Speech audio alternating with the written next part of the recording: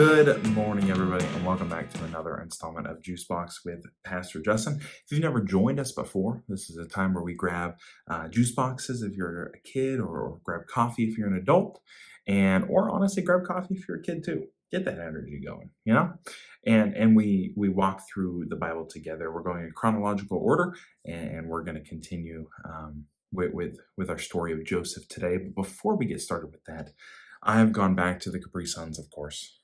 I just have so many of them and I have to get rid of them all. And so we have kiwi strawberry today. It's a good flavor. Again, Pacific Cooler is my favorite, but kiwi strawberry is also a good one too. And so I hope you grab that. If you don't, pause this video, go grab it, and tell me what kind of juice you're drinking in the comments below. What kind of coffee? What kind of creamer? We'll just make it fun today. And so today we're gonna tackle an important question, and I think it's an important question that maybe a lot of us might have a question for, and that is, can we trust God even in scary situations? We're all faced with scary situations, right? And the simplest answer is a resounding yes. We can trust God in any circumstance, even in scary ones. And so today we're learning more about Joseph and how even in a scary situation, God was with him. And Joseph trusted God that trusted God was leading him in the right direction. So we're going to be in Genesis chapter 40. So if you have your Bibles, which I hope that you do, go ahead and open it up to Genesis chapter 40. If you don't, that is totally okay. All of the verses will be in the description below, so you can follow along with that. And so for those of you that joined us last week, we talked about Joseph and how he was faced with a dilemma to do the right thing even when the world was going all down around him, and because he did nothing wrong, he said no, right? He was thrown into prison. And so we're picking up right where we left off, where he was in prison. And so we see that he was in prison, right, for something he didn't do. But his situation wasn't all that bad because God was with him. God was with him no matter what. No matter where he was at, God was with him.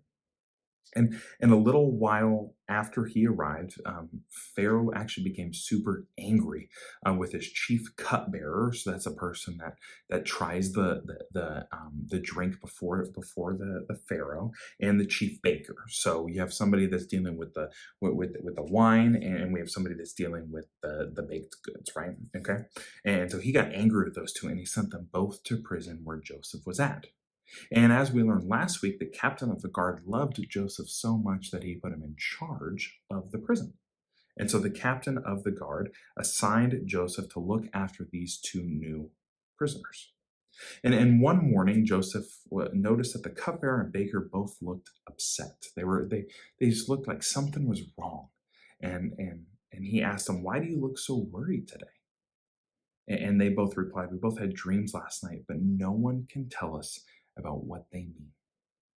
And so Joseph had experience with dreams. Remember, we learned that a couple weeks ago, right? He had some dreams and he had to interpret them, right? And so he offered to help them. And so this is what the chief cupbearer told Joseph. And this was his dream. He said, "I saw a grapevine in front of me. The vine had 3 branches that began to bud and blossom. And soon it produced clusters of ripe grapes. I was holding Pharaoh's wine cup in my hand, so I took a cluster of grapes and squeezed the juice into the cup. Then I placed the cup in Pharaoh's hand." Through God, Joseph knew exactly what the dream meant. It was a really confusing dream, right? We probably wouldn't know exactly what that meant, but God was with Joseph, and God revealed exactly what this dream meant.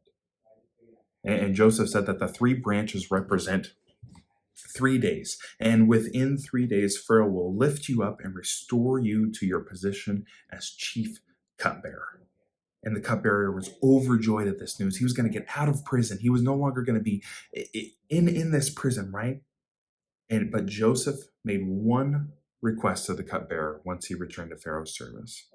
Joseph said, "Please remember me.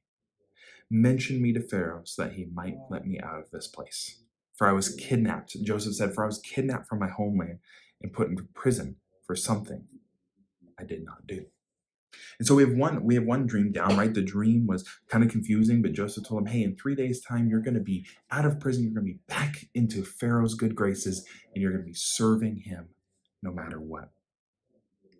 And encouraged by this positive interpretation that Joseph had given the first dream, the baker now had a chance to tell Joseph about his own dream. And this is what the baker said: in my dream, there are 3 baskets of white pastries stacked on my head. Well, that's already starting weird. Let's keep reading. It says, the top basket contained all kinds of pastries for Pharaoh, but the birds came and ate them from the basket on my head. Again, God provided Joseph with the dream's meaning, but this dream did not mean good things. Good things were not coming to the baker, and Joseph told the baker, the 3 baskets also represent 3 days. 3 days from now, Pharaoh will have you killed, and your body will be left for the birds to eat. Wow, what a different interpretation than what had happened, right? And 3 days later, it was actually Pharaoh's birthday, and he prepared a banquet for all of his officials and staff, and he summoned his chief cupbearer and chief baker from prison to join the other officials. And just as Joseph had predicted in his dreams, Pharaoh restored the chief cupbearer to his former position, and the baker was killed. And even though Joseph had helped him, the cupbearer forgot all about Joseph's requests. He didn't say a word to Pharaoh to help him. And I cannot imagine how scared Joseph must have been, being locked up and not knowing where to go. And it seems like right now he's still scared because they completely forgot about him. But God was with Joseph. And we will see in the next couple of weeks how God used Joseph for amazing things. And so you'll have to come back next week to see what God also does through Joseph. And so it's just an amazing reminder that even in scary situations, maybe you're watching this video and you're in a scary situation and you don't know what to do. Just know that God is with you. And our memory verse today is actually from Isaiah 41, verse 40. And it says, do not be afraid, for I am with you. Do not be discouraged, for I am your God. I will strengthen you. I will hold you up with my victorious right hand. We don't need to be afraid with God. We can stand on the firm foundation of God and know that He is leading and guiding us perfect. And so thank you so much for joining us for another episode of Juicebox with Pastor Justin. I hope that this was encouraging to you. I pray that you have a good rest of your weekend and a great week. And we hope to see you back next week for another amazing episode where we learn about Joseph and what God does through him. We love you all. Hope you have a great time. Please like and subscribe, share this video, and we will see you next week. Bye.